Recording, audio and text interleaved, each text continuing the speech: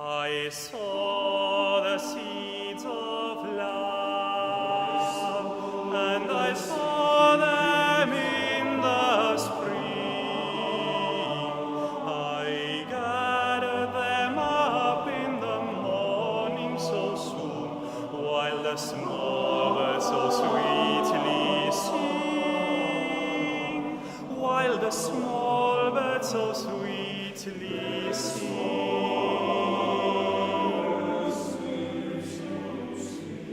My garden was planted well, with flowers everywhere,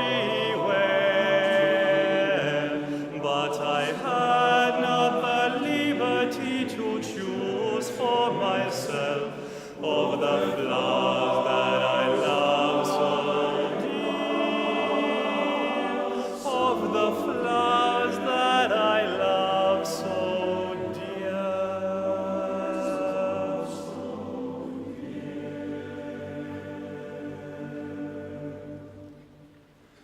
The gardener was standing by, so I asked him to choose for me.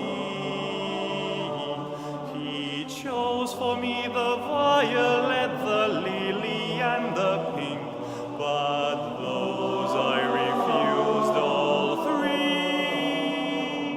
But those I refused all three.